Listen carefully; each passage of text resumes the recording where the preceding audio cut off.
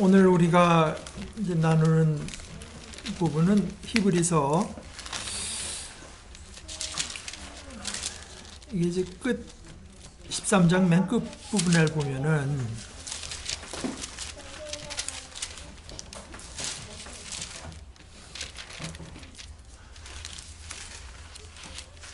예를 들어서 뭐 13장 18절부터 이렇게 보면 우리를 위해서도 기도해 주십시오. 뭐 19절에 내가 여러분에게 좀 더 속히 돌아가게 되도록 기도하여 주시기를 더욱 간곡히 부탁드립니다. 그런데 내가 누구냐? 이게 지금 아무도 모릅니다. 그러니까 전통적으로 뭐 바울이다라고 이해하던 때가 있었지만 지금은 뭐 거기 동의하는 사람은 별로 없는 것 같고, 왜냐하면 성경 자체가, 이 글 자체가 누가 보낸다는 얘기가 없기 때문에, 게다가 이게 이제 그렇게 시작해서 작별 인사 이렇게 나오니까 이게 편지라고 하지만, 근데 사실은 이제 뭐 여러분들이 읽어봐서 아시겠지만 이게 편지라기보다는 처음에 뭐 인사말도 없고 아무것도 없지 않습니까? 그러니까 신앙에 대한 하나의 그 오히려 13장 22절에 나온 얘기처럼 형제자매 여러분 부디 권면의 말을 받아들이기를 권유합니다 라고 말을 했는데, 이 권면의 말, 다시 말해 하나의 거진 설교에 가깝다고 이해를 하는 것이 좋을 것 같습니다. 그래서 이제 이걸 연구해 본 어떤 사람의 얘기로는 히브리서를 제일 잘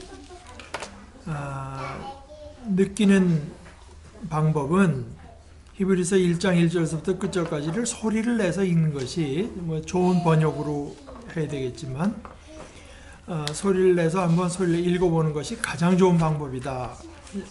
하나의 그 설교라고 할 수 있기 때문에 그렇게 말한 사람이 있습니다. 그러면 이제 발신자가 누군지 모르고, 그럼 수신자는 누구냐? 누구더러 이거 읽으라고 이 글을 썼느냐? 그것도 모릅니다.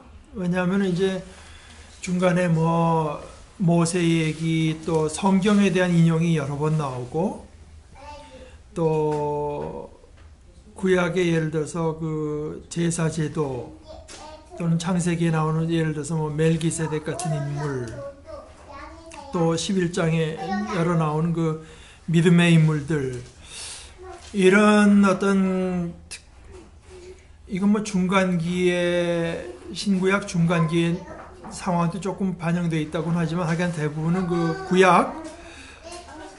구약 성경의 이제 내용을 전제로 하고 많이 쓰고 있기 때문에, 그래서 이게 히브리서라는 이름이 붙은 걸로 생각하는데, 히브리인들에게 보냈을 것이다.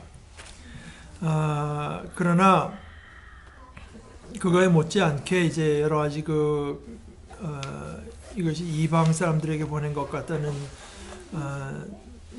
증거를 이제 증거로 쓸 수 있는 부분도 많이 있기 때문에 그것도 확실치 않아요. 어떤 사람들, 어떤 그 회중들을 대상으로 썼느냐도 확실치 않고, 그럼 언제 썼느냐? 그것도 확실치가 않습니다. 다만 이제 확실한 것은 90 몇 년인가 그 교부의 글에 히브리서가 인용이 돼서 나오기 때문에 그 전에 쓰여 있는 건 틀림없다. 그래서 길게 잡아서 한 60년에서 95년 사이에 이제 쓰여졌다고 보니까 뭐 너무나 그 사실 그 폭이 넓지 않습니까? 그래서 내용으로 가서도 우연이라고 하기에는 너무 그 바울 사도의 가르침 같은 것들이 많이 나오는 면도 있고, 그러나 또 반대로 이건 바울 사도가 말한 것과는 좀 너무 거스린다 하는 부분들도 이제 있어서 사실은 이제 그것이 이거 누가 썼는지 알 수 없다고 하는 그 주장의 근거가 되고 하는 것입니다. 그러나 누구에게 썼는지는 알 수 없어도 어떤 형편에 있는 사람들에게 썼느냐 하는 거는 이제 우리가 짐작해 볼 수는 있거든요. 성경 내용을 가지고 짐작해 보는 건데, 아마 그 믿음의 어쨌든 낙심하고, 그래서 어떤 사람들은 이제 구약에 나온 그런 내용으로 우리가 돌아가야 되는 거 아닌가 하는 생각을 하는 사람들도 있었던 것 같지만, 그것보다는 오히려 더 뭐라고 할까,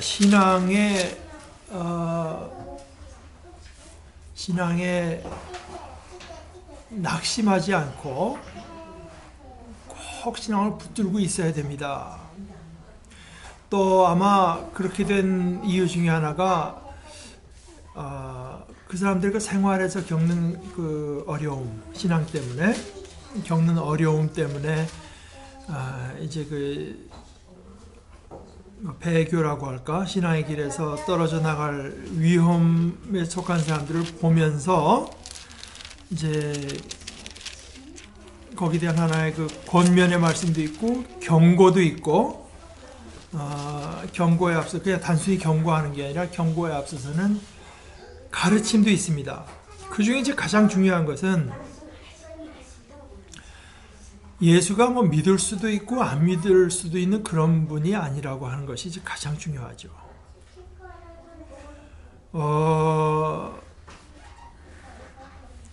이것이 사실 뭐 저는 줄창 거기에 대해서 이제 제 의견을 뭐 말을 해오지만,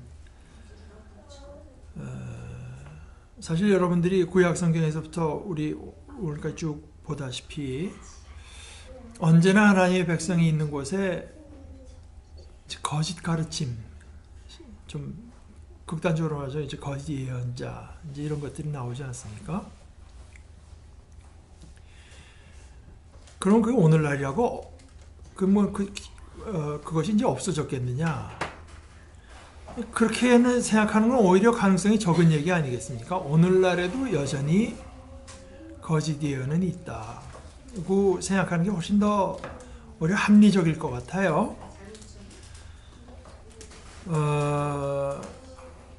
그런데 제가 이해하기로 성경에 있어서 특별히 우리 신약 성경으로 오면서 우리 신앙에서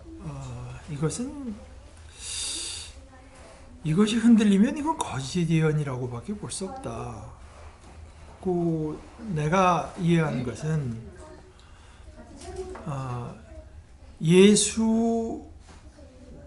예수의 절대성을 흔들어 놓는 것, 그걸 과연 이제 뭐 참 서로 간에 민주사회고 서로 간에 어떤 그 포용적인 게 좋으니까 그것도 받아들이는 게 좋으냐? 저는 이제 그렇게 받아들일 수는 없다고 봐요. 예를 들어서 어떤 사람들은 예수를 믿고 예수를 통해서 구원을 받지만 다른 이들은 또 뭐 다른 식으로도 구원받을 수 있는 거 아니냐? 이렇게 된다면 이제 예수가 결국 상대화되는 거 아니겠습니까? 여러 하나님께서 뭐 하나님을 절대자라고 다 인정을 한다면 하나님께 가는 여러 길 중에 뭐 하나일 따름이다. 이제 이렇게 된다면 그것이 과연 우리 기독교 신앙의 범주 안에서 받아들일 수 있는 생각이냐?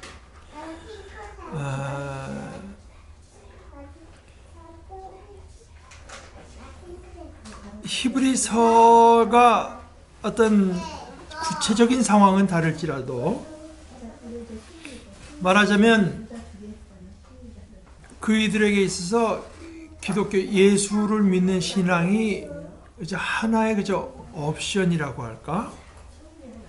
뭐 이렇게 된다면은 그 이미 이제 신앙을 잃고 있는 걸로 간주가 되어서, 심지어 여러분들이 히브리서 나중에 뭐 중간에 그런 말씀을 보셨겠지만 한 번 그 구원의 은혜를 맛본 사람들이 떠나가면 수가 없다. 그 사람은 맛본 사람이 그 믿음의 길에서 돌아서면 뭐 돌이킬 방도가 없다. 뭐 이제 이런 이야기, 뭐 아주 그 어떻게 생각하면 참 끔찍끔찍한 제 생각엔 그게 아마 제 생각엔 그 도스토옙스키였던 것 같은데 어떤 그 소설에서인가 그 12장 29절의 얘기를 계속하는 소설이 있었습니다. 우리 하나님은 태워 없애는 불이 소멸시키는 불이시라. 뭐 이제 이런 이야기를 그 사람이 이제 많이 한 것 같은데요. 그래서 히브리서에서 우리가 믿음에 있어서 오히려 앞으로 나갈지언정 이제 히브리서는 나중에 그런 얘기를 하는데요. 여러분은 지금 신앙을 지금 받아들인 연조로 봐서는 이제는 뭐 예수 믿고 구원받는 이런 거는 이미 다 이제 졸업을 하고 그 다음에 더 깊은 신앙의 경지로 나갔어야 되는데 아직도 그냥 젖을 먹는 데서 벗어나지 못하고 있다 그런 얘기를 하면서 용기 있게 일어서서 앞으로 나가야 된다 이제 그런 얘기를 하는데요. 그게 뭐 여러 식으로 표현이 되는데 뭐 주께서 우리를 구원하실 그날이 가까워오는 걸 볼수록 우리는 더 모이기를 힘쓰자. 다른 사람들처럼 모이기를 피하지 말고 모이기를 더 힘쓰자. 뭐 그런 이제 10장 25절의 이야기인데요. 어떤 사람들의 습관처럼 우리는 모이기를 그만하지 말고 서로 격려하여 그날이 가까워오는 것을 볼수록 더욱 힘써 모입시다. 그런데 이제 제 질문은 이 히브리서에서 결국 권면하는 내용이 우리가 더 열심을 해서 모이기도 힘씁시다 하는 거지만 그런 것을 전제하기 위해서 그런 것을 어떤 그런 권면을 하기 위해서 전제된 것은 그날이 가까워오는 것을 본다고 하는 게 전제되어 있습니다. 그날이 가까워오는 것을 볼수록 더 열심히 모입시다. 이제 우리의 질문은 우리가 모이기를 힘쓰냐 하는 것 이전에 우리가 과연 그날이 가까워온다고 하는 것을 보고 있느냐 이게 문제가 되는 거죠. 우리는 과연 정말 예수께서 오신다고 하는 것을 믿고 그날이 차근차근 다가오고 있다고 하는 것을 우리가 믿고 있고 보고 있느냐 아니냐 이제 이런 것이 문제가 되는 것이고 그 다음에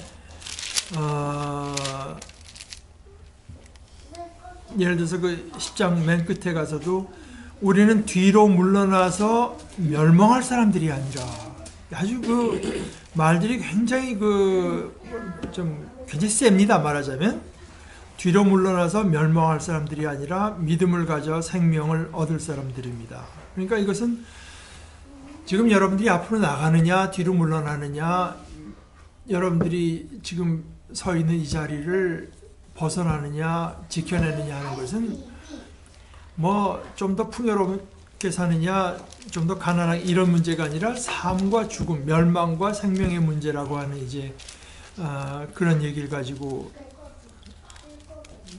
지금 말을 하는데 그런 어떤 권면, 신앙에 있어서 신앙을 지킬 뿐 아니라 앞으로 더 나아가야 된다고 하는 권면에 앞서서 언제나 이 히브리서가 보여주는 것은 예수가 어떤 분이냐, 예수가 우리에게 베풀어진 사역이 과연 어떤 것이냐, 이것을 재확인하는 것이 이제 굉장히 이제 중요하게 등장하는 거죠. 그래서 뭐 시작하면서부터 옛날에는 하나님의 그 예언자라고 하는 게 하나님의 말씀을 받아서 이제 그대로 전하는 사람들인데요. 그러니까 그 예언자는 반드시 뭐 이사야, 예레미야, 호세야 뭐 이런 사람들만 말을 하는 것이 아니라 하나님의 말씀을 맡아서 기록하는 사람도 예언자인 것이고 이제 뭐 아브라함, 모세 다 예언자로 이제 불리우고 있는데요. 그래서 옛날에는 예언자들을 통해서 박창호 목사님 번역으로는 조금씩 했는데, 하여간 여러 번에 걸쳐서 여러 가지 방법으로 우리 조상들에게 말씀하셨습니다. 그건 옛날의 얘기인데, 이 마지막 날, 이것이 이제 첫째 중요한 메시지고, 우리가 속한 때는 마지막 때다. 마지막 날에는 아들을 통하여 우리에게 말씀하셨습니다. 그러니까 이제 아들 뒤에도 아들과 비슷한 권위, 아들과 뭐 계속 나타난다고 하는 건 참 이 사상과는 연결될 수가 없는 사상 아니겠습니까? 하나님의 아들로 말씀하신 것이 가장 결정적인 하나의 말씀이다 하는데, 여기서 아들을 가지고 우리에게 말씀하셨다고 하는 것은 예수님께서 산상수훈을 말씀하시고 여러 가지 설교를 아들의 입에서 나온 말씀만을 말을 하는 게 아닙니다. 그것도 물론 포함되지만, 예를 들어서 뭐 우리가 한국에서도 보다시피 뭐 어느 나라의 대통령이 새로 임명이 돼서 우리나라에서 누굴 보낸다고 할 때 누구를 보내냐 하는 자체가 이제 하나의 그 메시지 아니겠습니까? 누구를 보내느냐, 여기 뭐 외무부 장관이 가느냐, 대통령이 직접 가느냐, 뭐 대사를 보내느냐, 이것이 다 그 급에 따라서 그 메시지 그 자체가 메시지 아니겠어요? 그리고 그가 가서 어떻게 하느냐 하는 것들이 다 하나하나, 또 저쪽에서는 그걸 어떻게 받아들이느냐, 뭐 그때 이제 말한 내용, 그 말로 한 내용뿐이 아니라 그런 모든 것들이 하나의 이제 말씀이니까 하나님의 의사 표현이라고 봐야 되죠. 마지막 날에는 아들을 보냈다고 하는 것이 이제 여기서 굉장히 중요한 포인트입니다. 아들을 통해서 아들을 가지고 우리에게 말씀하시는데, 그럼 이 아들은 누구냐? 만물의 상속자, 하나님께서 창조하신 모든 것이 결국 아들의 것이 되는, 그러니까 만물의 상속자로 세우시고 또 그를 통해서 온 세상을, 그러니까 하나님은 창조주시지만 그 창조의 일꾼이라고 할까, 그를 에이전트, 그 예수를 통해서 지었다 말입니다. 그런데 여러분 뭐 보시다시피 이 세상을 짓는다고 하는 것이 뭐 그렇게 그냥 뭐 무작정 짓는 것이 아니라 거기 다 법칙이 있잖아요. 또 그 규모는 얼마나 엄청납니까? 그런데 뭐 저 뒤에 이제 나오지만 그를 통해서 온 세상을 지으시고, 그 다음에 3절 뒷부분에 가면 그 아들은 자기의 능력 있는 말씀으로 했는데, 여기 말씀은 박창호 목사님 번역이 밑에 이제 썼는데, 우리가 보통 이제 요한복음 1장 1절에 태초에 말씀이 계시니라고 할 때 태초에 이제 로고스가 계셨다. 로고스, 하나의 진리 또는 도 하는 그 로고스가 있었다고 하는 그 로고스가 아니라, 여기서 나오는 말씀이라고 레마라고 해서 예수님께서 하시는 그 말씀 그냥 예수님께서 하시는 그 말씀으로 만물을 보존하신다. 그러니까 이 우주 하나님의 피조물이 그대로 이제 보존되는 것은 그저 자동적으로 보존되는 것이 아니라 예수님의 진리의 말씀으로 보존된다. 그는 하나님의 영광의 광채라고 했는데, 이제 그래서 어떤 번역에는 exact imprint, 그러니까 하나님이 어떤 분인가를 유감없이 그대로 조금도 축소되는 것이 없고 왜곡되는 것이 없이 그대로 보여주시는 분이고, 또 하나님의 본체대로의 모습, 하나의 모습 그대로의 분이십니다. 그는 자기의 능력 있는 말씀으로 만물을 보존하시는 분이십니다. 근데 사실 우리가 우리 말에 이제 적절한 표현이 없어 그런지 모르겠지만, 제가 그 신학교 다니면서 이제 느낀 것은 미국 사람들이 기도할 때 이 표현을 참 많이 씁니다. 그러니까 뭐 하나님을 말할 때 예수님 말할 때 크리에이터, 창조주라는 뜻 아니겠습니까? 리디머, 우리를 구속해 주신 분. 그런데 서스테이너라는 표현도 이제 많이 씁니다. 그럼 우리 한국 교회에서 기도할 때 하나님을 또 예수님을 서스테이너라고 부르면서 고백하면서 부르는 기도는 저는 거진 들어본 일이 없는데 미국 사람들은 참 많이 씁니다. 서스테이너. 온 만물 교회를 포함해서 모든 것들을 이제 하는데 힘이 필요한데요. 능력 있는 말씀으로 만물을 보존하신 분이십니다. 그러니까 우리가 지금도 예를 들어서 이 지붕이 무너지지 않고 그저 무너질 거 걱정하지 않고 하는 것은 예수님께서 이 말씀으로 날 지탱하고 계시기 때문이다 이제 하는 그런 건데요.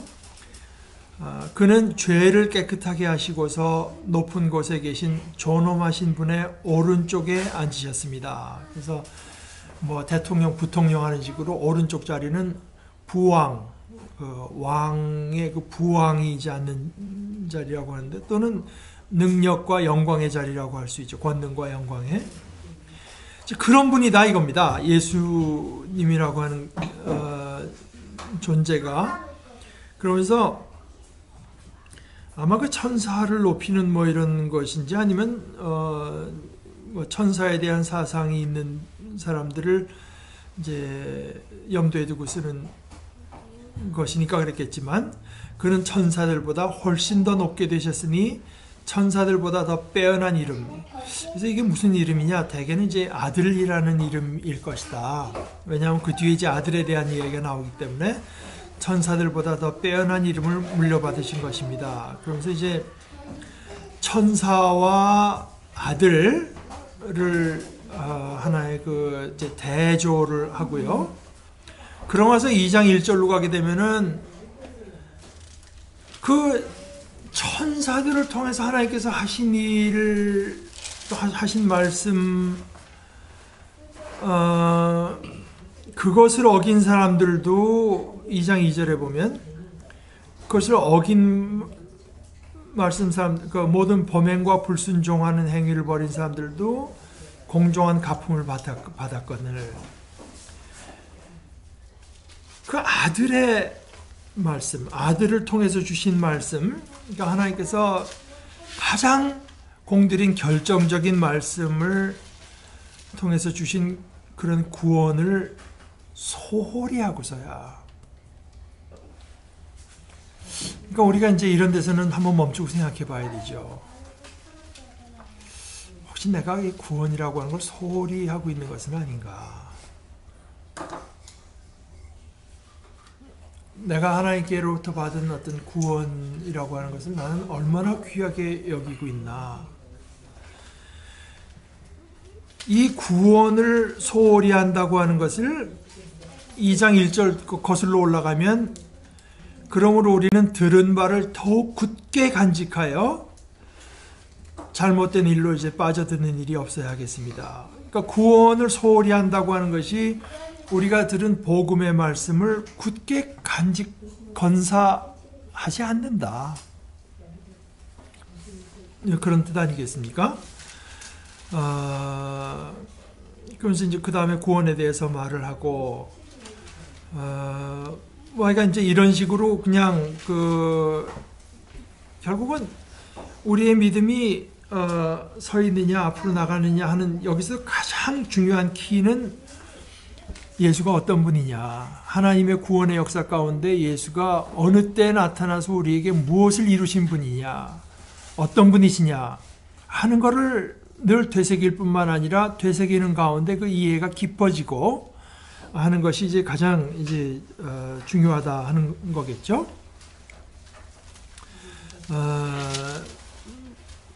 그런데 슬슬 이제 2장에서부터 나오기 시작하는 거는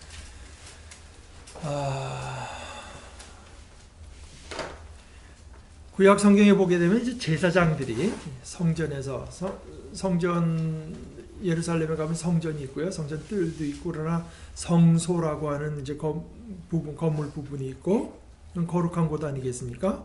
거기서 뭐 제사도 드리고 뭐 그러는데 그 성소에 가서 저 끝 부분에는 커튼으로 쳐 있는 Holy of Holies, 가장 거룩한 지성소가 이제 안에 있는 그런 구조인데,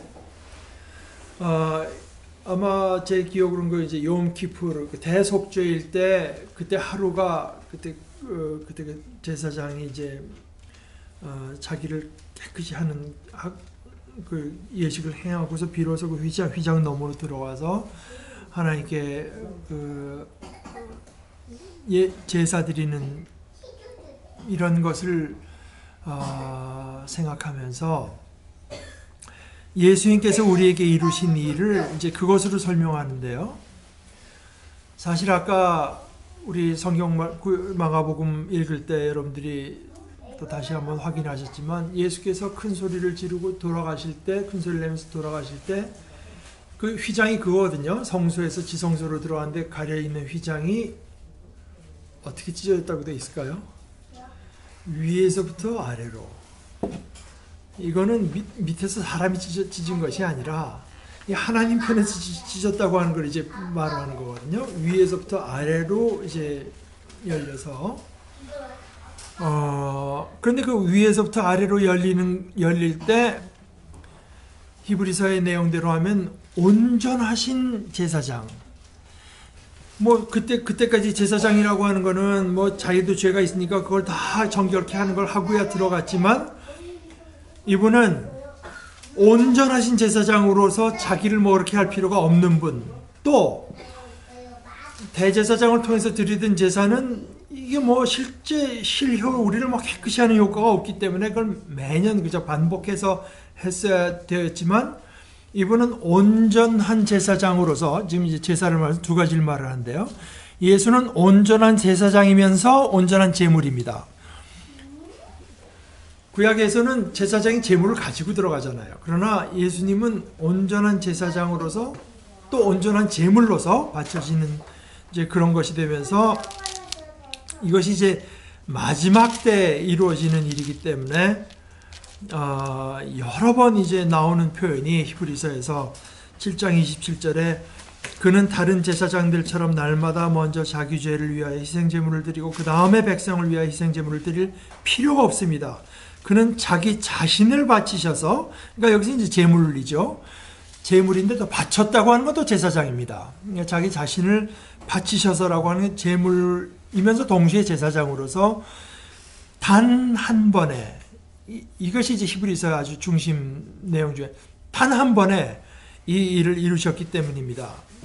이 단 한 번이라고 하는 말을 그 7장 27절에 나오고 저 뒤에 9장 11절에 가도 그리스도께서는 이미 일어난 좋은 일을 주관하시는 대제사장으로 오셔서 손으로 만들지 않은 장막, 다시 말하면 이 피조물에 속하지 않은 더 크고 더 완전한 장막을 통과하여 단 한 번에 지성소에 들어가셨습니다. 그러니까 단 한 번으로 이제 그건 끝나는 일이다 이겁니다. 그래서 또 26절에 보면 9장 26절에 그리스도께서 만약 그 몸을 여러 번 바치셔야 하였다면 그는 창세 이래로 여러 번 고난을 받아야 하셨을 것입니다. 그러나 이제 그는 자기를 희생제물로 드려서 죄를 없이 하시기 위하여 시대의 종말에 단 한 번 나타나셨습니다. 단 한 번. 또 그 뒤에 28절에 가서도 이와 같이 그리스도께서도 많은 사람의 죄를 짊어지시려고 단 한 번 자기 몸을 제물로 바치셨고 두 번째로는 죄와는 상관없이 자기를 기다리고 있는 사람들에게 나타나셔서 구원하실 것입니다. 이것은 이제 그 앞에 27절하고 라임을 맞춰서 이제 말한 건데요. 사람이 한 번 죽는 건 누구에게나 정해진 것이다. 그걸로 끝이 아니라 그 뒤에는 우리가 그 살아온 삶에 대한 평가가 있다. 그 뒤로는 심판이 있다. 이 두 가지가 이제 확실한 것인데 그와 마찬가지로 예수님께서 이제 한 번 돌아가시고 두 번째로는 이제 나타나셔서 우리들에게 온전한 구원을 이루어 주신다. 또 뭐 저 뒤에 이제 한 번 더 가서 10장 10절에 보게 되면 이 뜻을 따라 예수 그리스도께서 자기 몸을 단번에 들이심으로써 우리는 거룩하게 되었습니다. 그 뒤에 12절 그러나 그리스도께서는 죄를 사하시려고 단 한 번에 영원히 유효한 제사를 드리신 뒤에 하나님 오른쪽에 앉으셨습니다. 14절 그는 거룩하게 되는 사람들을 단 한 번의 희생 제사로 영원히 완전하게 하셨습니다. 영원히 완전한 제사를 드리신 것을 계속 강조를 하면서, 그러니까 이제 제사는 더 이상 필요 없어진 것 아닙니까?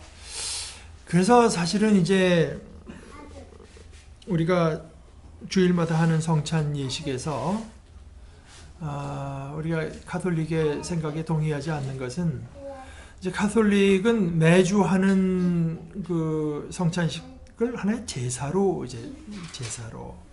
예수님의 그러나 우리의 죄를 사하는 제사는 예수께서 돌아가시는 순간에 단 한 번에 완성된 것이라고 우리가 믿기 때문에 그것이 반복될 필요도 없고 반복되어서도 안 된다. 될 수 있다면 그건 이제 문제가 있다. 이제 이렇게 보는 것이고요. 그래서 이제 우리가 매주 성찬을 드리는 것은 뭐 가톨릭이 올바른 건 가톨릭만의 이제 주장도 아니고, 사실은 이제 개신교회도 그렇게 하는 교회들이 많이 있고 또 그것이 이제 맞다 생각하는데, 그러나 다만 그것을 우리가 그때마다 하나님께 우리 죄사함을, 그리스도를 통한 죄사함의 제사가 매번 새로 드려지는 것은 이제 아니라고 생각을 하는데, 다른 의미의 제사가 필요합니다. 그것이 이제 로마서 12장에 우리 주보에 저 뒤에 쓰여져 있는 거죠. 형제자매 여러분, 내가 여태까지 살펴본 하나의 모든 자비하심으로 그것을 이제 근거로 해서 여러분에게 권하니까, 여러분의 그 몸은 제가 누차 말씀드리지만 단순히 우리의 뭐 피부와 뭐 근육과 이런 것이 아니라 몸으로 존재하는 여러분 자신, 구체적인 여러분 자신, 그러니까 영으로만 그냥 이것이 아니라 우리 존재 전체를 통해서 구체적으로 존재하는 그 존재 전체를 하나님께서 기뻐하실 거룩한 산 제물로 드리십시오. 하나님께서 기뻐하실 거룩한 산 제물로 드린다고 하는 것이 뭐냐 하는 것이 12장 로마서 12장 2절의 얘기인데요. 그러니까 성별되어야 될 거 아닙니까? 하나님께 바쳐지는 거니까. 그러니까 세상을 닮으면 안 됩니다. 너는 이 세상을 본받지 말고 마음을 새롭게 해서 하나님께서 기뻐하시는 게 뭐겠느냐, 선하게 여기시는 게 뭐며, 하나님께서 온전히 제물로 드릴 때는요, 비싼 걸 필요는 없지만 온전히 흠이 없어야 됩니다. 뭐 다리가 없다든가 무슨 상품 가치가 없는 것 같고, 이거 어차피 상품 가치가 얼마인데 이거 하나님께나 드려야지, 이런 식으로 하면 안 됩니다. 좀 지나가는 얘기지만 우리 자꾸 좀 이런 얘기해서 미안한데, 하여간 구호 문자 같은 거 보낼 때 그런 좋은 데랑 비교해서 그렇겠죠. 이제 근데 우리 한국 분들이 좀 자기가 못 쓰게 된 걸 보내는 경향이 있는 것 같다. 좀 못 쓸 것. 근데 그것이 다른 나라 사람들하고 비교해서 받은 사람의 얘기입니다. 이제 그러면 안 됩니다. 그러니까 하나님께 드릴 때 비싼 거고 그런 거 필요 없지만 온전한 걸 바쳐야 되기 때문에, 이제 히브리 말로 타밈이라고 하는데 온전함, 그런 제사가 필요하다 이겁니다. 그런 제사. 그러니까 우리가 이거 해서 하나님께서 내 죄를 어떻게 좀 더 사해 보겠다고 하는 제사는, 이걸 내가 드리고 싶다고 하는 순간에 그건 예수 그리스도가 우리를 위해서 자신을 주심으로써 바쳐주신 제사의 그 영원한 유효성을 우리가 받아들이지 않는 것이 되고, 그런 의미에서가 아니라 그리스도께서 나에게 주신 이런 것을 생각할 때 우리가 우리 자신, 그 하나님의 자비, 그 아들을 우리를 위해서 내어주신 하나님의 자비에 합당한 제사를 드릴 때, 그것이 히브리서 13장 6절에서는 이렇게 말을 합니다. 선을 행함과 가진 것을 나눠주기를 소홀히 하지 마십시오. 하나님께서는 이런 제사를 기뻐하십니다. 선을 행하고 우리가 가진 것을 나눠주는 것, 이것이 이제 우리가 드릴 제사입니다. 그러니까 이제 제가 지난주에 말씀드리기를 어떤 탐욕의 반대말을 제가 이해하기로는 뭐 무소유라든가 뭐 절제라든가 금욕이 아니라 옳게 즐김이라고 저는 이해했습니다. 그러니까 이제 옳게 못 즐기는 사람들이 자꾸 이제 탐욕, 그러니까 어디 가면 뭐 경치 좋고 마음에 맞는 친구 있고 뭐 그러면 좋지 않습니까? 즐기면 되는데 여기 땅을 살려면 얼마가 들어? 그러니까 소유, 탐욕 이런 게 쏜다고 하는 건 이게 즐길 줄 모르는 거거든요. 그게 오히려 즐김은 이제 방해하는 것이 되죠. 그러면서 이제 그것을 즐길 뿐만 아니라 즐김의 어떤 즐김의 절정을 저는 이제 나눔에서 보는 건데, 좋기 때문에 나누는 것입니다. 좋기 때문에. 설교가 길어서 그러니까 지난주에 뭐 그것까지 말을 못 드립니다만, 제가 그 영화 제목을 잊어먹었는데, 그 흑인 배우 누구죠? 덴젤 워싱턴 나온 영화 중에서 자기 애가 이제 죽어가서 뭐 그 심장을 줘야 되는데 안 되니까 자기 심장을 주기 위해서 이제 의사를 위협해갖고 자기가 거기서 죽고 자기 빼서 이제 얘 주라고 하는 건데 존 큐인가요? 근데 이제 그때 그 애가 자기 애가 의식 없이 잃는데 걔한테 가서 이제 덴젤 워싱턴이 산대고 하는 게 얼마나 즐거운 건 줄 아냐. 너 이제 뭐 어떻게 보면 너는 이제 나중에 좋은 정말 사랑하는 여자친구도 만날 거고 저 이제 삶의 어떤 자기가 생각한 즐거움, 자기가 즐김을 이제 걔한테 그래 그것이 너무나 이제 좋은 거였기 때문에 사랑하는 애가 그걸 어떻게든지 맛보게 하고 싶어서 줄 때 저는 그 영화의 절정이 이제 거기 있었다고 보는데,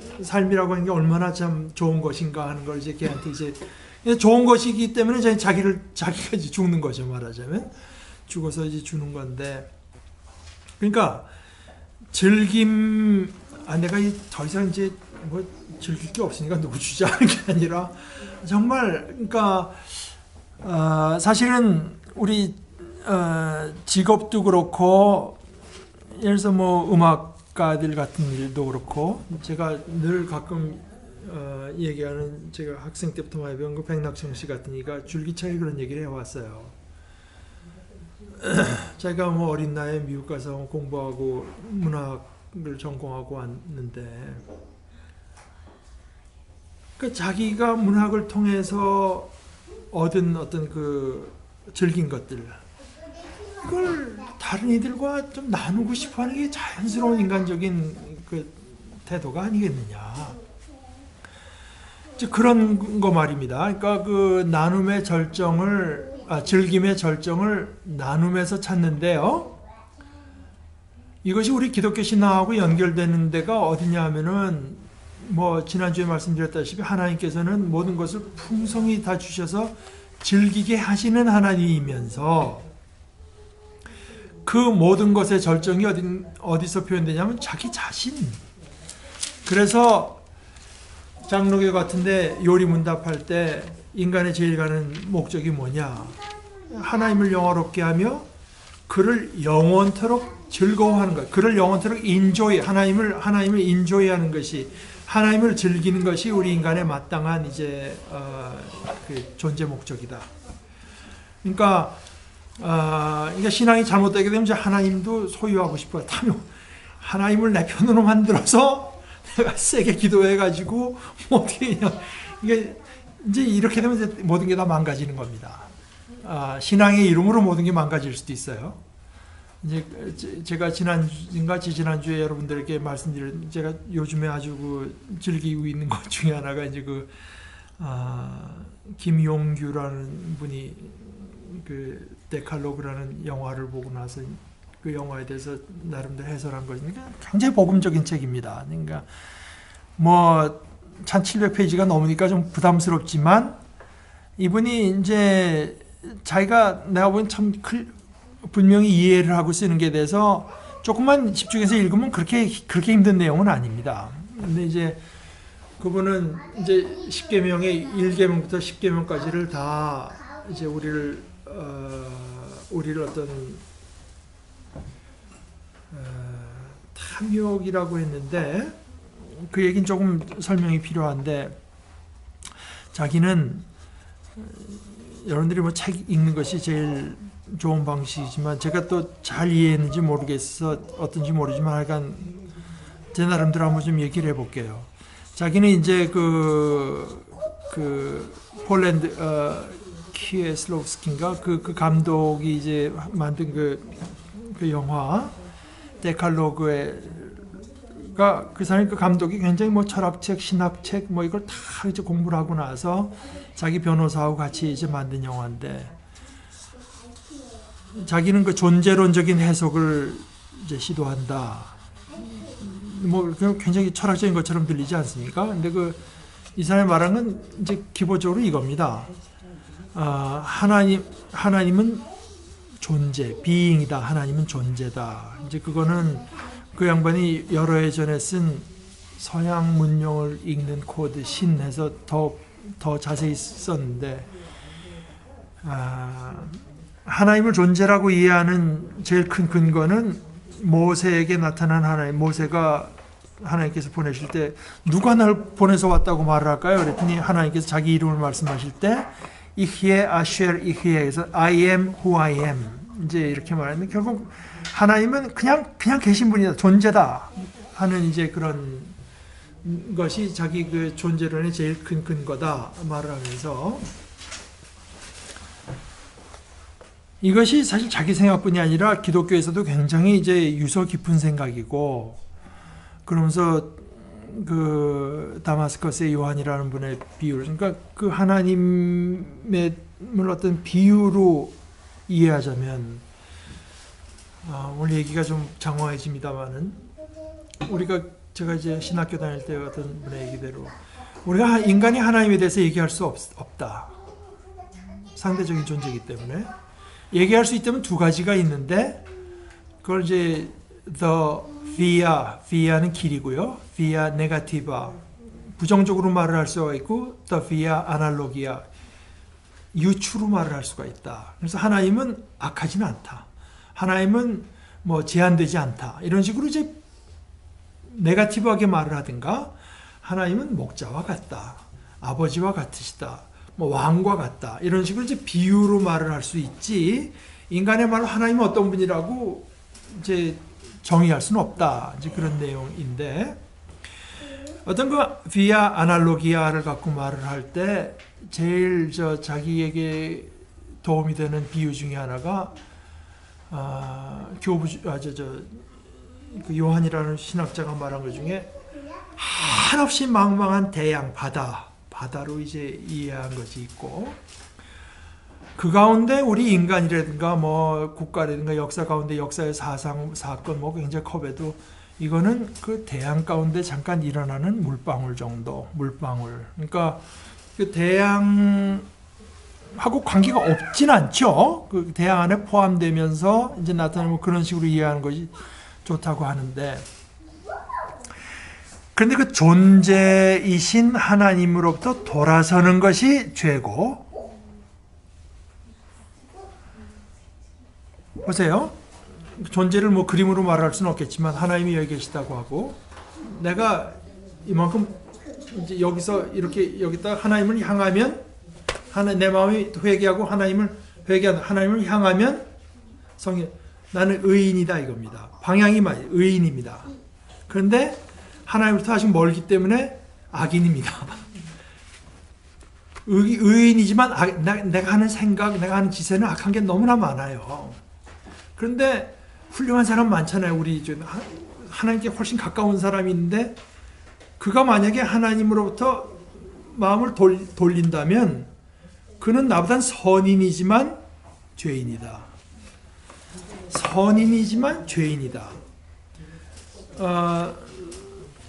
비록 우리 생각과 말이 악해도 우리 마음이 하나님을 향해 있으면 악하지만 죄인이다. 악하지만 의인이다. 근데 이제 우리 마음이 하나님을 향해서 그 존재를 향하게 되는 건데, 그럴 때 나타나는 것 중에 하나가 어떻게 되냐면은 우리가 서로를 존재로 대하게 돼. 존재. 그러니까 나는 여기 안유국이 있어서 좋고, 뭐 노종훈이 있어서 좋고 한 건데, 마음이 여기서 벗어나면 얘가 무슨 뭐 우리 교회에 도움이 돼서 좋고, 얘는 나한테 잘해줘서 좋고, 쟤는 능력이 있으니까 내가 이만큼 대해줘야 되고, 그러니까 자꾸 어떤 그 존재로서 이 인간을 대하는 것이 아니라 하나의 그 존재를 빼고 그 인간을 대하는 거기 때문에, 그러니까 존재로서 인간을 대하는 우리 일상 경험이 제일 공통적인 데가 가정 아니겠습니까? 가정. 그러니까 얘는 뭐 우리 애니까 좋고 내 동생이니까 좋고 부모님이니까 좋은 거지, 제가 이제 나가서 우리 가족의 그 영예를 드높이고 그래서 좋은 게 아니잖아요. 얘는 나가면 사회적으로 참 알아주고 뭐 도움이 돼, 뭐 돈을 많이 벌어주고 그래서 좋고 그런 게 아니잖아요.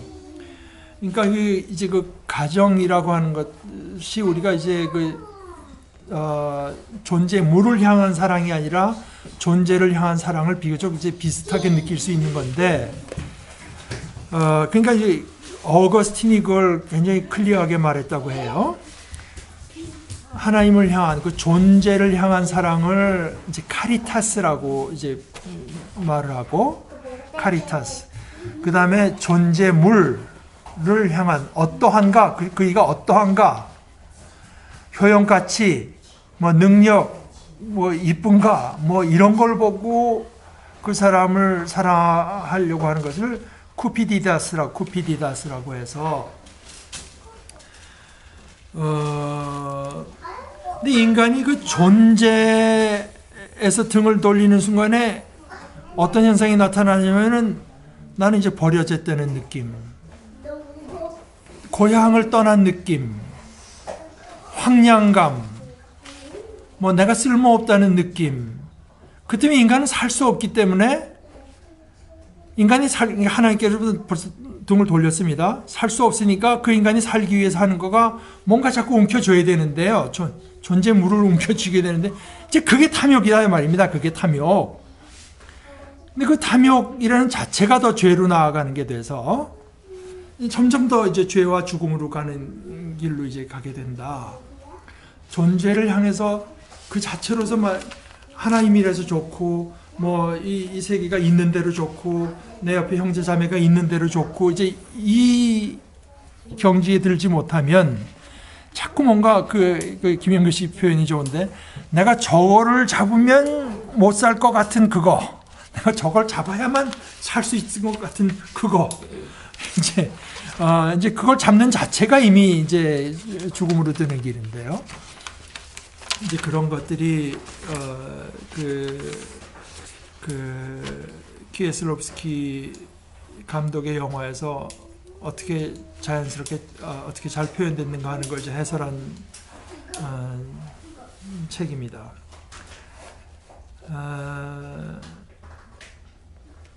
그래서 선을 행함과 가진 것을 나눠주기를 소홀히 하지 마십시오. 그러니까 여기서도 가진 것을 나눠줘서 그것을 어떤 내 자격을 삼는다면 이건 잘못된 거예요. 그것은 다시 죄사함의 제사를 드리는 건 그건 아닌 거죠.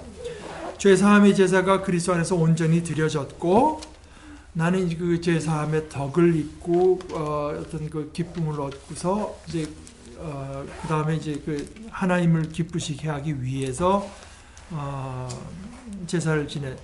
그러니까 이제 그렇게 될 때 또 나타나는 것 중에 하나가 어디냐면, 내가 서 있는 자리가 어디냐. 이제 이게 이제 지금 분명해져야 된다라고 말을 하면서, 이불서 기자가 한 얘기가, 예를 들어서 모세가 십계명을 받을 때 뭐 하나님 앞에 나설 때 그러지 않았냐. 그때 그냥 너무 하나님의 그 권능이 나타나는 게 엄청나고 무서워서 모세도 자기도 무서워서 떨린다고 했고 막 그냥 그랬는데, 하나님의 말씀, 비록 짐승이라도 그 산에 닿으면 돌로 쳐 죽여야 한다. 그냥 거룩하신 하나님 앞에 인간이 서니까 하신 명령을 그들이 견디어내지 못했기 때문입니다. 그 12장 20절 지금 읽은 건데, 제가 18절부터 이거 12장 18절부터 여러분이 나아가서 이룬 곳은 시내산 같은 곳이 아닙니다. 곧 만져볼 수 있고 불이 타오르고 흑암과 침침함이 뒤덮고 폭풍이 일고 나팔이 울리고 무서운 말소리가 들리는 그런 곳이 아닙니다.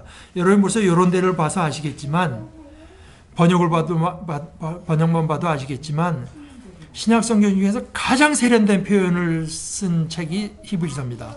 가장 세련된 헬라어로서 쓰여진 건데요.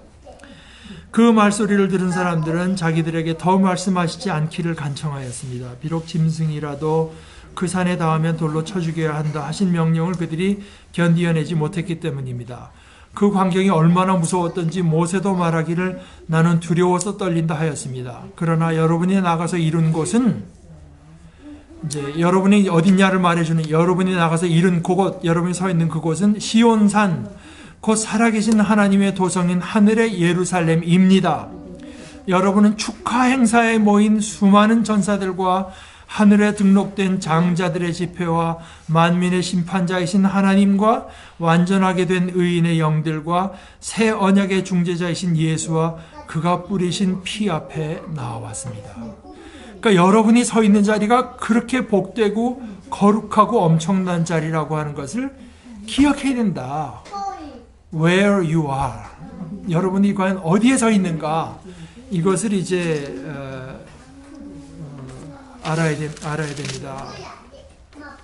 뭐 이런 식으로 이제 이러저런 식으로 많은 권면을 그런 것도 좋고, 예를 들어서 12장 1절을 보게 되면 그러므로 이렇게 구름대와 같이 수많은 증인이 우리를 둘러싸고 있으니 우리도 갖가지 무거운 짐과 얽매는 죄를 벗어버리고 우리 앞에 놓인 다름질을 참으면서 달려갑시다. 믿음의 창시자요 완성자이신 예수를 바라봅시다.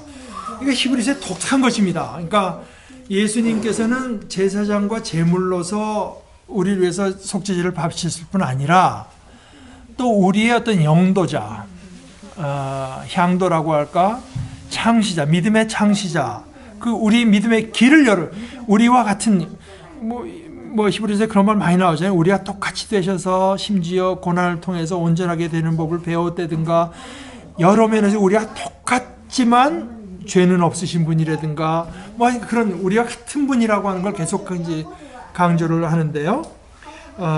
예를 들어서 여러분 구약성경 미가 2장 10절에 보게 되면 하나님에 대해서 이제 이런 얘기를 쓰는 게 나오는데요. 2장 13절입니다. 12절서부터 제가 읽고 2장 12절서부터 야곱아 내가 반드시 너희를 다 모으겠다. 남아있는 이스라엘 백성을 다 모으겠다. 내가 너희를 우리로 돌아오는 양처럼 모으겠다. 양떼로 가득 찬 초장과도 같이 너희의 땅이 다시 백성으로 가득 찰 것이다. 길을 여는 자가 그들 앞서 올라가고 그들은 성문들을 부수고 바깥으로 나아갈 것이다. 그들의 왕이 앞장서서 걸어가며 나 주가 선도에 서서 그들을 인도할 것이다. 이제 이런 것입니다. 그러니까 바로 그 하나님께서 약속하신 대로 예수 그리스도께서 우리의 그 구원의 길을 먼저 걸어가시고 우리는 이제 그 뒤를 걸어가기만 하면 되기 때문에 여기서 말하는 건 첫째는 예수를 바라봐야 된다. 그리고 3절에서 12장 3절에서 말하는 건 그 길에 얼마나 많은 어려움이 있는가를 이제 되새기기 위해서 자기에게 대한 죄인들의 이러한 반항을 참아내신 분을 생각하십시오. 예수를 바라보고 예수를 생각해야 됩니다. 그래서 여러분이 가는 길에 그런 어떤 어려움이 있고 난관이 있다고 하는 것은 여러분이 이제 바른 길을 간다면 당연히 있는 것이지 그것 때문에 믿음이 흔들리면 안 됩니다. 그건 당연히 이제 믿음의 길을 가는 사람들에게 기대 있게 돼 있는 일입니다 하는 이제 그런 얘기를 하는 것입니다.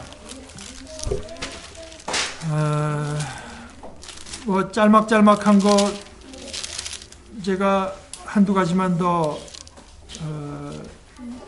얘기를 하자면은 그 13장 1절은 이제 번역의 문제 때문에 제가 말씀드리는데요.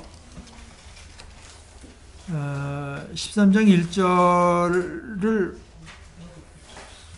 조금 더 우리말 내가 이게 13장 1절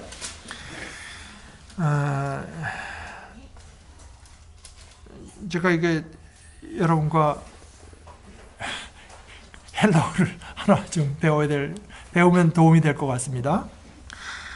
형제에 대한 사랑이 계속되게 하십시오. 이런 말입니다. 형제에 대한 사랑이 계속되게 하십시오. 그러나 또 반면에 낯선 사람에게 대한 사랑을 잊지 마십시오. 그러니까 먼저 뭐라 해는 이제 정관사고요. 필라델피아, 많이 듣는 용어죠. 필라델피아. 필은 이제 좋아하는 거고요. 아델포스, 이게 형제입니다. 형제사랑. 형제사랑이 메네토.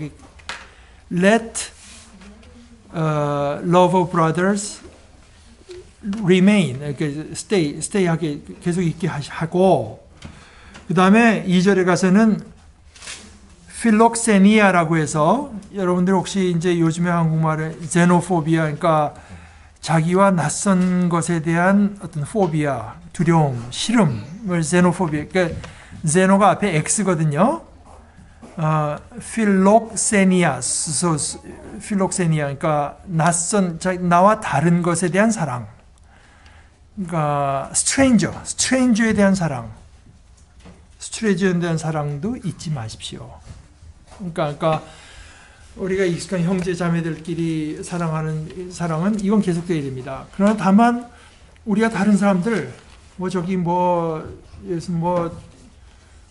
모슬렘이 온다, 그냥 나와 너무 생각이 이제 다른 뭐가 온다고 할 때, 또는 외국인이 온다, 나와 이권관계가 얽힌 그런 사람들을 사랑하는 것도 잊어서는 안 됩니다.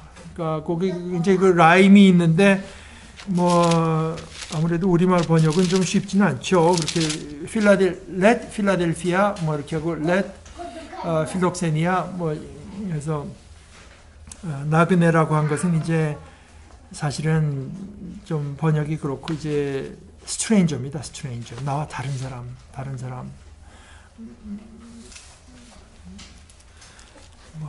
그것이 있고, 또 상식적으로 히브리서 11장은 우리가 보통 말할 때 믿음장이라고 하는 거죠. 고린도전서 13장 사랑장, 히브리서 11장 믿음장, 로마서 8장 소망장, 우리가 그렇게 부르는데, 그래서 믿음은 바라는 것들의 확신이요 보이지 않는 것들의 증거입니다. 이런 말이 사실은 이렇게 쉬운 말은 아닌데, 우리가 바라는 게 있다고 우리가 몸을 바라지 않습니까?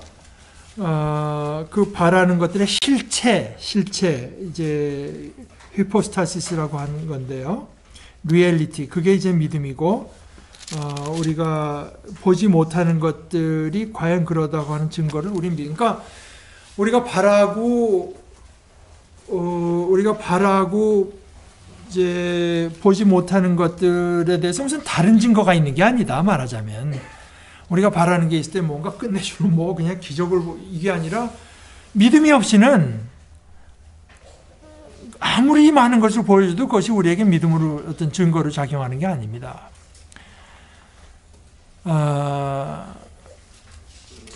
선조들이 이 믿음으로 살았기 때문에 훌륭한 사람으로 증언됐다고 말하면서, 그 3절의 얘기가요, 세상이 하나님의 말씀으로 지어졌다고 하는 것을 깨달아서 믿는 게 아니라 믿어서 깨닫는다, 이 얘기입니다. 세상이 하나님의 말씀으로 지어졌다고 하는 걸 우리가 믿음으로 깨닫는 것이다. 제가 이번에 하나 읽으면서 조금 새롭게 본 것은 11장 9절에 보면 아브라함 얘기를 하면서, 믿음으로 그는 약속하신 땅에서 타국에 못 묻혀 사는 나그네처럼 거류하였으며, 이게 좀 이상하지 않습니까? 하나님께서 약속하신 땅이 있습니다. 그럼 거기 갔으면 거기가 자기 홈랜드 같아야 될 거 아닙니까? 약속하신 땅이 있어 갔는데 이거 어떻게 생각할 때야 우로 하란 또 하란에서 불러내신 하나님이 이제 거기가 네가 약속한 땅이야. 그러면 아 여기가 이제 드디어 내 고향이로구나 해야 맞을 것 같은데 오히려 약속하신 땅에서 타국에 몸붙여 사는 나그네처럼 거류했다. 그러니까 아브라함의 믿음의 의미는 그가 우르에서 하란에서 거기까지 간 데서 끝나는 것이 아니고 그 약속이 이어져서 이제 하늘의 온전한 그리스도로 인해서 이제 가능하게 되고 우리 모두의 어떤 그 헌신을 통해서 이루어져 가는 그런 곳. 새 들어가기까지는 약속의 땅에 갔어도 아직도 타고 가야 돼. 약속의 땅에 갔어도. 그래서 이제 맨 끝에 가서 11장 39절에 이 사람들은 모두 믿음으로 말미암아 훌륭한 사람이라는 평판은 받았지만 약속된 것을 받지는 우리 언뜻 생각하기에 아브라함은 약속하신 땅에 갔으니까 받은 것 같지만 사실 약속된 것을 받지는 못했습니다. 네 하늘에 네 자손이 하늘의 별과 같고 바다의 모래 그걸 못 받았다는 뜻도 될 수 있지만 우리가 그 앞에 본 그 본문대로 하게 되면은 약속의 땅에 갔어도 그 약속의 그 궁극적인 것을 받은 것은 아니고요. 하나님께서 우리를 위하여 더 좋은 계획을 미리 세워두셔서 우리가 없이는 그들이 완성에 이르지 못하게 하신 것입니다. 그러니까 이미 하나님의 옛날서부터 가마득한 때서부터 이제 세우신 하나님의 구원의 계획이 우리의 모든 이제 순종과 이제 헌신을 통해서 이제 온전하게 되는 것을 생각하면서 견뎌내라. 그 믿음으로 견뎌내야 됩니다 하는 이야기입니다. 12장 1절에서 그래가지고 구름대와 같이 수많은 증인이 둘러싸고 있으니 우리도 무거운 짐과 엉망을 버리고 우리 앞에 놓인 달표문제를 처음에서 달려갑시다 이러잖아요. 예. 그러니까 선조들이 앞서가신 많은 증인들이 있으시니까 우리 따라가자 이런 그런 것도 있고. 근데 이건 뭐를 말하는 거예요? 우리 앞에 놓인 다름질을 참으면서 그러니까 우리가 이제 생각하는 이걸 믿음의 하나의 경주로 이제 본 것이고 그러니까 히브리서는 두 가지 믿음의 경주라고도 하고 밀근의 그 순례길 그런 표현들이 다 사실 히브리서에서 나온 건데 그러니까 이건 하나의 그 그림이 뭐냐면은 그 마라톤을 이제 뛰는 건데. 그러니까 우리 앞에 놓인 그러니까 달려가는 길을 우리가 그렇죠. 참으면서 달려가자. 참으면서 달려가는데 너는 이제 외롭게 혼자 달려가기는 주위에 수많은 지금 응원단과 증인들이 서 그래 조금만 더 가면 돼 하는 걸 이미 뛰어간 사람 그게 구경꾼이 아닙니다. 우리가 가는 이미 다 뛰어간 사람들이 그 옆에 서 가지고 그래 조금만 가면 돼. 그래서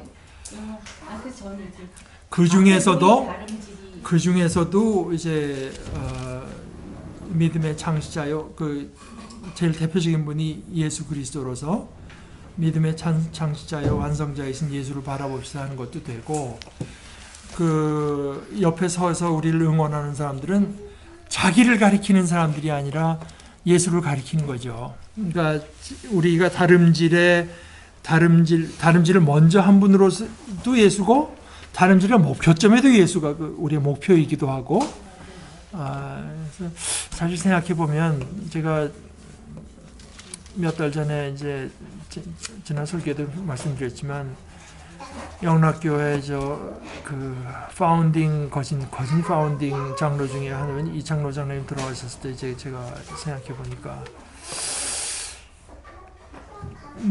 이런 먼저 생각이 든 게 이겁니다. 그러니까 인생을 통해서 다른 사람들이 예수를 바라보고 달려가는 그 다름질을 좀 더 격려할 수 있는 사람. 내 삶을 통해서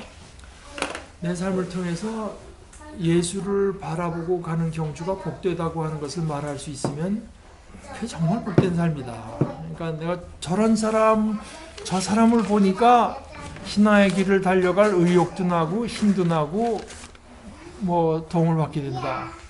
이러면 그게 얼마나 참 보람된 삶이겠느냐. 이제 우리 스스로가 먼저 달려가는 게 그런 면에서 가장 중요하고, 그러나 또 이 형제 자매들에게 이제 도움이 되는 것도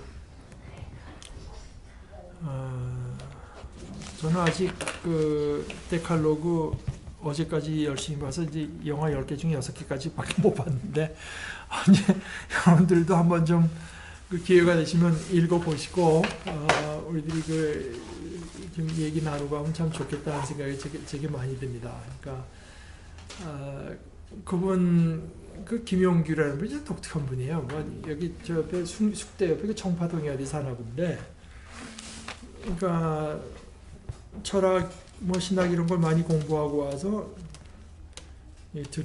뭐 누구한테 들으니까 강의는 잘 못하신다는데 글은 참 좋습니다. 글이 아주 좋고 이제 그리고 그것이 뭐 성경을 갖고 보면 타타타 그렇게만 말을 한 것이 아니라 제가 아까 말한 것처럼 아주 깊은 그 사상적인 배경을 갖고 말을 하기 때문에 그러니까 뭐 중간에 뭐 칼 마르크스 같은 사람 얘기하고 뭐 에리 프롬이라든가 뭐 많은 유명한 학자들의 생각도 말을 하는, 그 사람들이 인간의 어떤 상황을 분석하는 데 많이 쓰는데 결국 이제 이분이가 이제 그 하나님을 향한 신앙이 아니고선 해답이 없는 거라. 그러니까 그 사람 글을 읽고 나면 점점 더 분명해지는 거예요. 해답이 없구나 이게. 분석까지는 할 수 있지만.